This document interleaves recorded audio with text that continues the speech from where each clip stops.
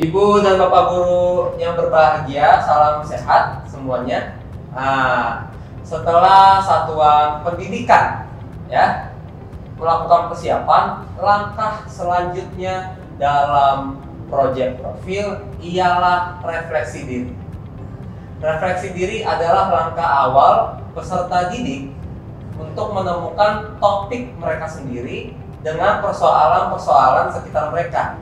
Nah, video berikut akan membantu Ibu dan Bapak guru dalam mendampingi peserta didik untuk melakukan refleksi diri. Selamat belajar. Mas Iko. Oh iya, Tunggu Bu Nancy. sebentar, Pak. Saya punya pertanyaan ini untuk Bapak Iko. Kenapa? Saya ini mau melakukan refleksi dengan anak-anak murid saya. Ya. Tapi saya bingung, mau mulai dari mana ini, Pak? Bisa dimulai dari mana saja, Ibu ya. Bisa dimulai dari mana saja. Kan bisa dari kita melempar pertanyaan-pertanyaan pengembang yang memang bisa membantu mereka menemukan jawaban mereka sendiri. Nah, begitu kan? Nah, refleksi diri ini kan adalah tindakan kita menggali ya, persoalan-persoalan kita sendiri sampai akhirnya kita bisa menemukan makna dari akar persoalan kita itu. Iya, paham, Pak. Tapi mulainya dari mana? Karena saya bingung ini, Pak. Tumpang tindih gitu. Makna antara refleksi dan evaluasi gitu. Nah, Bu Nancy begini ya. Sebelum kita melakukan refleksi diri, ya kita harus paham bahwa pada dasarnya refleksi diri ini mempunyai dua tujuan besar, ya. Nah, yang pertama adalah refleksi diri sebagai pengakuan bahwa peserta didik adalah subjek pembelajar.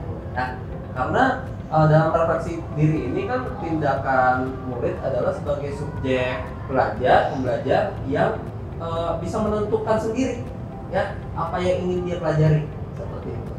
Nah, yang kedua ini adalah sebagai momen dialog yang setara antara para guru dengan para peserta didik. Nah, begitu ya. Nah, untuk itu nanti dalam mendampingi refleksi diri, para guru harus mampu menciptakan suasana ya yang setara antara para guru dengan peserta didik. Ya, Mulai paham sih. ya karena kita harus membuat peserta didik percaya bahwa kita para guru adalah sahabat, mitra dialog yang setara.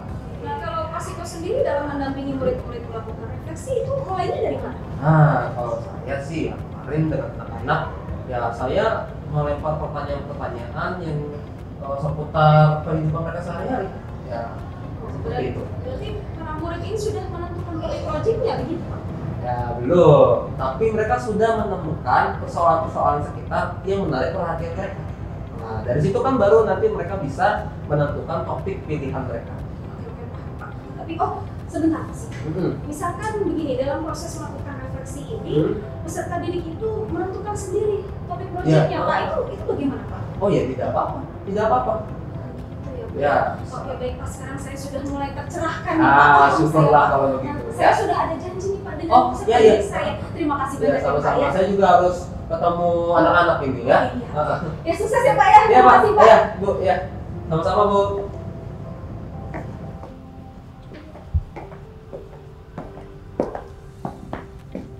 Pak Siko, selamat pagi Pak.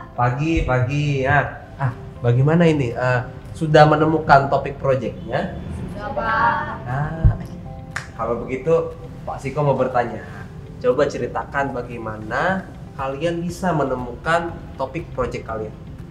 Mungkin coba Binar ceritakan, mungkin bisa ceritakan Binar.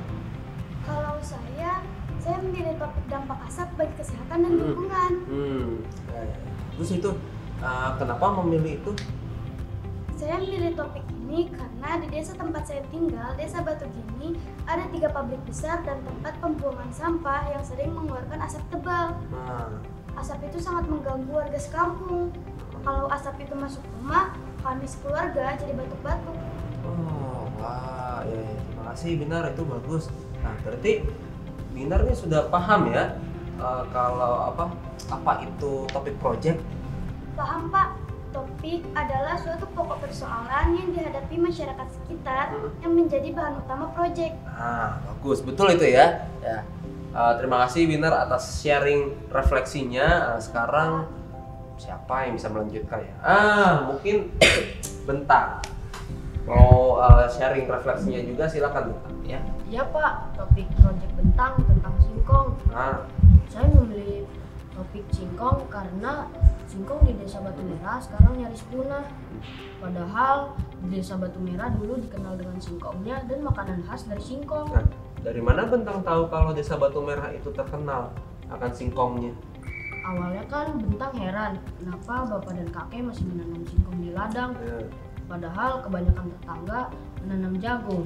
Kemudian bapak dan kakek bercerita, dulu sebelum Bentang lahir, hampir semua warga desa menanam singkong di ladang. Oh begitu, aku baru tahu.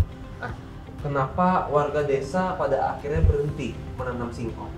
Kata kakek, semenjak ada pabrik mengolah jagung di desa sebelah, makanya warga desa tidak lagi menanam singkong. Warga mulai tertarik menanam jagung. Kalau Bentang, kenapa Bentang memilih topik proyek singkong? Karena saya mau membantu bapak dan kakek saya untuk melestarikan singkong Desa Batu Merah. Iya, bagus kalau begitu ya. Terima kasih sharing refleksinya ya Bentang. Sekarang mungkin Tina, bagaimana kamu ya?